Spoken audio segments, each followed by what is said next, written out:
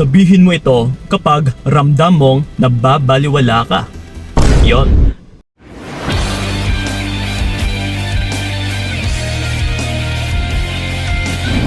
Yun shoutout sa inyong lahat yan mga utol, and then welcome sa video na ito. Yun mga nagagandahang binibini dyan, yes, and then syempre sa mga kalalakihan na rin ng mga makikisig dyan. Yun, shoutout sa inyong lahat, yes, mga OFWs natin, and then syempre yung mga nandito na rin sa Pilipinas. Yun, maraming salamat.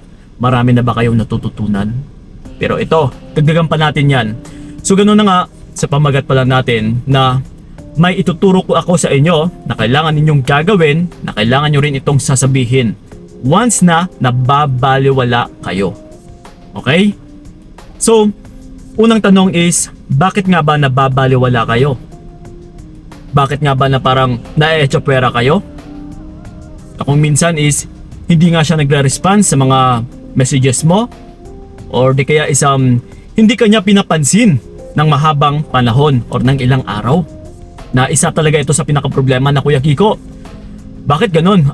Umabot na ng isang linggo is hindi pa rin nagre-reach out yung partner ko. Parang wala lang sa kanya, parang hindi man lang niya ako nami-miss or kaya talaga akong tiisin. So, ito na nga Kuya Kiko. Ano ba yung ibig sabihin at saka yung mga dapat kong gagawin?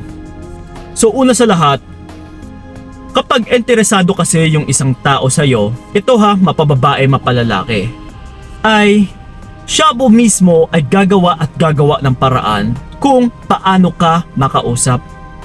Siya po yung gagawa ng paraan para magkaroon kayo ng communication. Diba kung napapansin ninyo, sa panliligaw stage ay, diba nandyan lagi yung isang manliligaw. Nagpaparamdam, nagpapakita ng interest sa'yo, na which is may excitement. So, hindi naman pwede na porket nasa kalagitnaan na kayo ng relationship ninyo or porket nagiging kayo na is babaliwalain ka lang ng partner mo. Kasi yun na nga sa ligawan stage pa lang utol ay dapat kung ano yung pinapakita ng isa ay dapat magiging consistent po yun. Na kailangan ay tuloy-tuloy po yun. Lalong-lalo na sa mga kalalakihan. Na kung ano yung pinapakita niya nung time na siya ay nanliligaw is dapat tuloy-tuloy po yun. So ngayong nababaliwala ka. Kasi maybe nakuha niya na yung gusto niya. Kumbaga pa, nakamit niya na yung goal niya. Yung pinapangarap niya sa'yo. Yung hinahangad niya or yung pinakamotibo niya talaga sa'yo. Maybe yung katawan mo, yes. Natikman niya na kung ano yung klaseng putahe ka. Yes, and then yung isa pa is maybe napapakinabangan ka niya sa pera. That's why kung minsan hindi ka pa rin pinapakawalan. Pabugso-bugso lang siya. Nawawala and then lilitaw na naman kapag may kailangan. So ngayon, ano yung dapat nating gagawin? Na ito na yung hinihintay ng lahat-lahat. Ito mga utol, diretsahang sagot. Walang iba kundi kailangan mong i-confront din yung partner mo. Kailangan mong sabihin ito sa kanya. Walang iba kundi sabihin mo na alam mo, ayaw ko sa taong ayaw din sa akin. And then, hindi lang natatapos dyan. Porket na isabi mo na ito utol, is babaliwalain mo na or magiging kampante ka na. Kundi, ang kasunod mong gagawin na ito talaga yung nagmamatter sa lahat-lahat, walang iba kundi yung mag-vanish ka. Yung mawala ka, mag-pull away ka, or mag-no contact ka.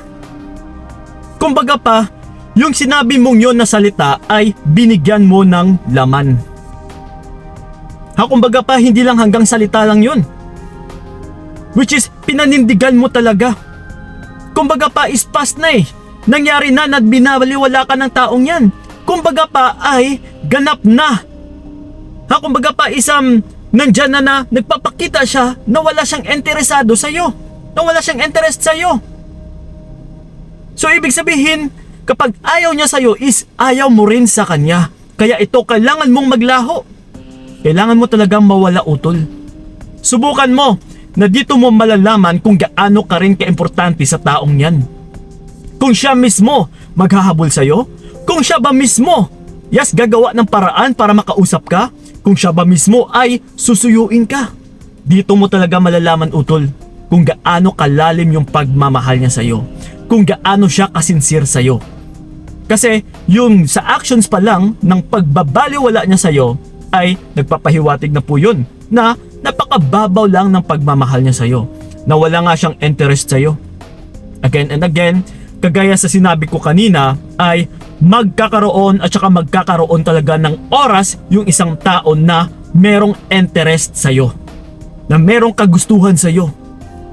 Yes, na merong apoy or nararamdaman sa'yo. Kaya palagi kanyang kakausapin, palagi kanyang kakamustahin. Diba kung napapansin ninyo, yung isang lalaki na patay sa isang babae, nagkakandara pa, ay masyadong obsessed. Siya pa ito yung tipong panay suyo sa babae. Siya pa itong panay lapit sa babae. Siya pa itong panay gumagawa ng paraan paano magkaroon ng communication. Siya itong gumagawa ng topic. Siya itong gumagawa ng pagkakaroon ng discussion, para lang hindi maputol yung pagkikipag-usap sa babaeng ito or sa taong minamahal niya. So ganun po yun. Sa mga binabaliwala po dyan, huwag na huwag po kayong magpakabulag. Na kung minsan kasi, nakikinig lang kayo sa sinasabi ng mga partner ninyo na minamahal kayo, babe, pasensya na, sobrang busy lang, pero mahal na mahal kita. Yes. Huwag kang mag-alala. Pagkatapos neto, na magkaroon ako ng spare time or oras is, yes, nandito ako, masusolo muna ako. Hindi po ganun, utol. Kahit gaano po kasi ka-busy yung isang tao na nagmamahal, take note nagmamahal. Kahit gaano po yan ka-busy, kapag may minamahal siya ay gagawa at gagawa po yan ng paraan para makausap niya yung kanyang minamahal, yung kanyang karugtong ng kanyang puso. Yes. So gagawa at gagawa po yan ng paraan. That's why, huwag na huwag po kayong magpaninlang.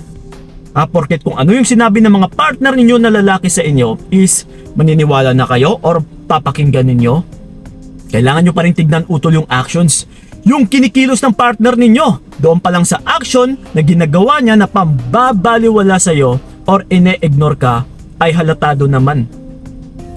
Klarong-klaro na po na wala talaga siyang interest sa'yo. So magpapakabulag ka pa ba? Okay? So yun lang po mga utol yung dapat ninyong gagawin. Subukan nyo po i-message.